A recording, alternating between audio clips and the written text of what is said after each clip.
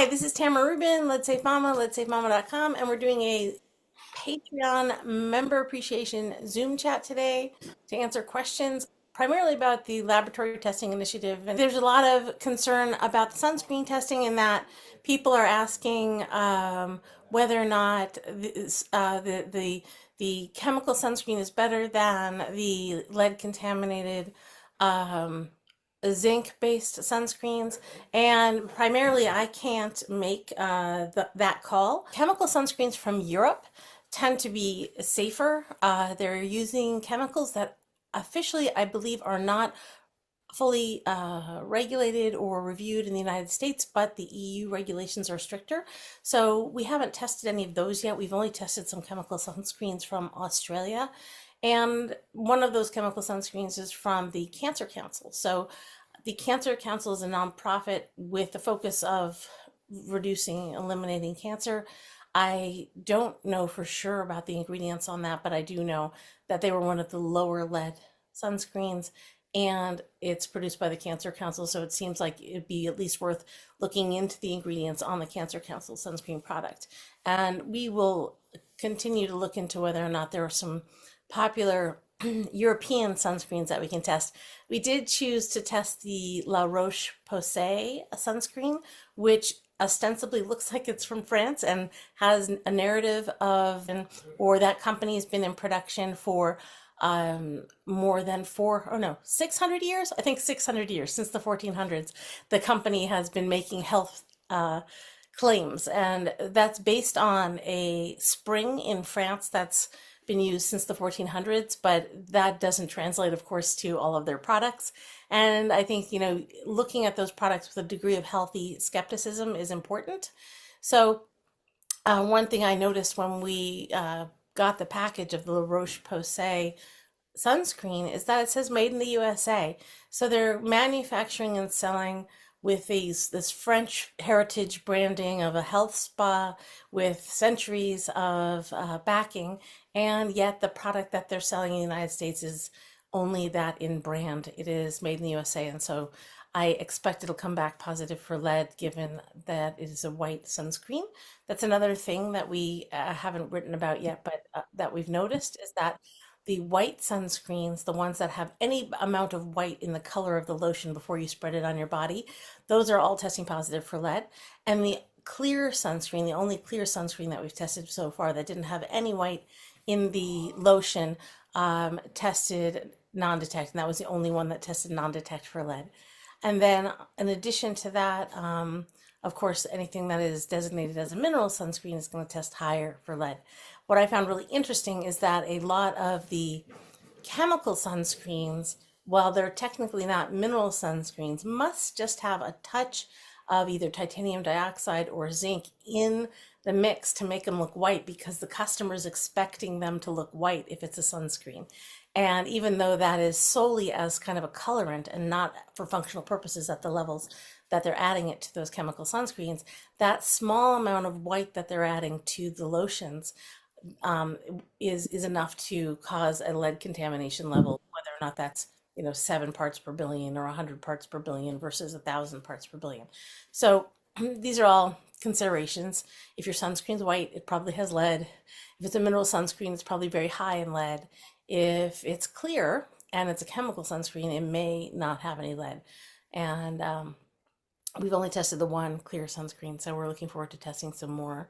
Although these are mostly incredibly expensive, very small bottles of products, like, a little bottle that costs $50 and is meant to be used on your face or your nose or something like that. So they're not the kind of sunscreens that most families would choose to buy to put on their babies, and especially to slather all over. Um, I'm just trying to think if there's anything else about that specifically. I guess one question has been that a lot of people have asked me, hey, Tamara, what sunscreen do you use? And I don't use any sunscreen.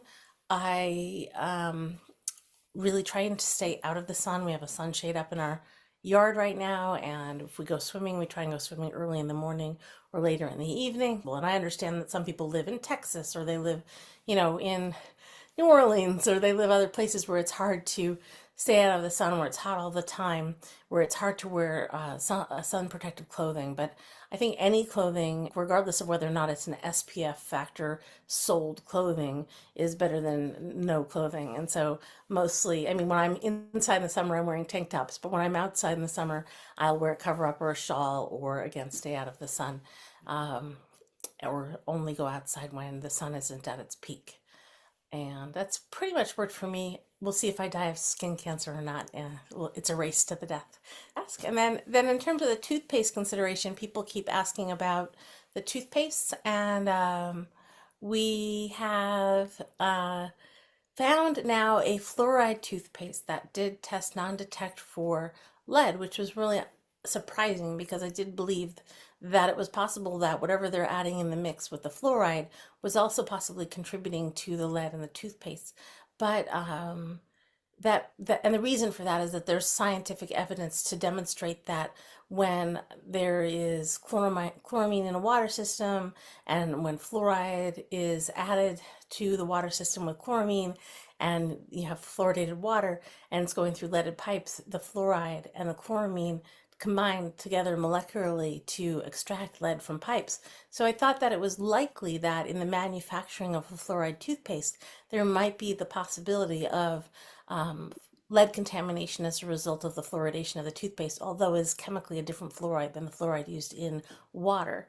And so we found this Aquafresh brand fluoride toothpaste made in England, and the package on the back, it says either made in the UK or made in Slovakia, and you can buy it in the United States. I purchased some in the United States, and it only says made in Slovakia, but I believe it's the same product. And it's very different in ingredient profile from the US version of the Aquafresh toothpaste. So this is the one with the stripes on it. So the red, white, and blue stripes. But the red, white, and blue stripes are not made with the same toxic food colorings that we use in the United States. So I was really excited to find a fluoride toothpaste because so many people want to choose a fluoride toothpaste. And then, of course, the other ones have all been fluoride free, but the two primary ones we're using consistently are the Miessence, which is from Australia, another out of the country lead free product, which is seeming to be a consistent narrative. And then the Essential Oxygen toothpaste, which is also lead free and came back as non-detect for lead, cadmium, mercury, and arsenic. And that's a USA based product. The other one that I like is the Baby Oragel, the one with the Sesame Street characters. The problem with that is that they also make a fluoride version of their toothpaste, and the fluoride version is white and is made white with probably calcium carbonate and possibly also titanium dioxide, and it does test positive for lead. So the problem is I really don't like it when we're talking about a safer choice for a product and people assume that other products from that same brand are safe by nature of the fact that they have the same branding, and that's simply not the case. One thing I would recommend, it's similar to the sunscreen conversation. If it's not white and if it's clear, then it's very likely that, or more likely that it's going to test non-detect for lead. So if we can find a fluoride toothpaste that's clear, or like a gel format that doesn't have any white colorant in it, it's very possible that that might also be lead free. So we should, as a community, look around and see if we can find a gel type toothpaste that has fluoride but doesn't have titanium dioxide, calcium carbonate, or hydroxyapatite as part of the mixture. So Mary said that she found an old ADA study from about 1970 that found that there was lead in toothpaste, and back then they assumed it came from the packaging, and that is interesting. So every couple of years, a bunch of scientists comes up with a proposal. Hey, look, we found lead in toothpaste. This needs further study. And that's the end of the conversation. And that's the same. It started in the 1970s, and I found every 3 to 5 years, there's a research study from 1970 through today that has come to the same conclusion. They moved from the metal tubes, they used to have lead tubes, to aluminum tin tubes, to aluminum tubes, and then to the plastic tubes. And I don't have any vintage toothpaste tubes to test, but it's possible that some of them might have been made out of lead contaminated plastic.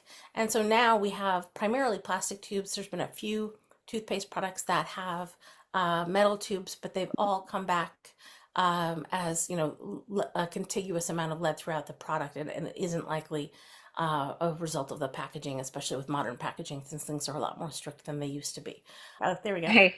Question. I just had a question. I don't know if you know the answer to this, but is there maybe a difference between titanium dioxide and zinc oxide in terms of like the contamination possibility? We haven't tested the titanium dioxide on its own.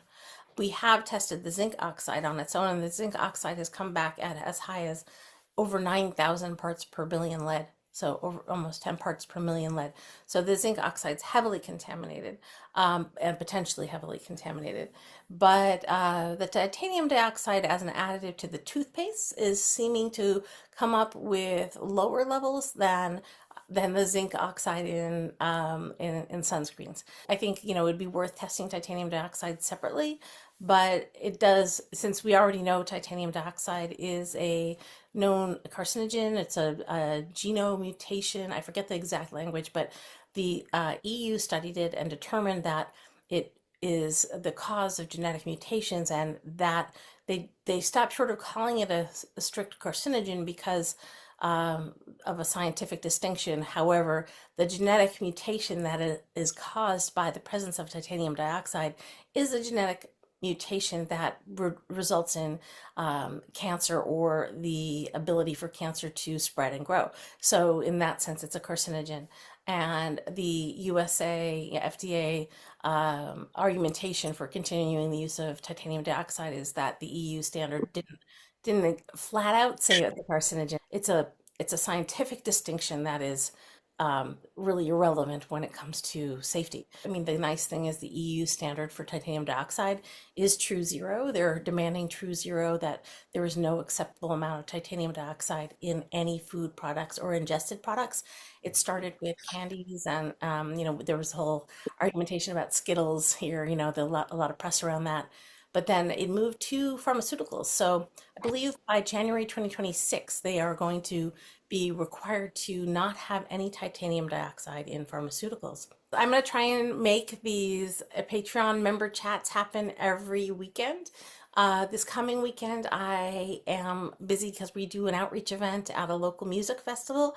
So we have a booth. If we have internet, I will make that happen, and it'll be around the same time in between. Uh, in the midday, probably around this time, which is the 2 o'clock to 3 o'clock slot.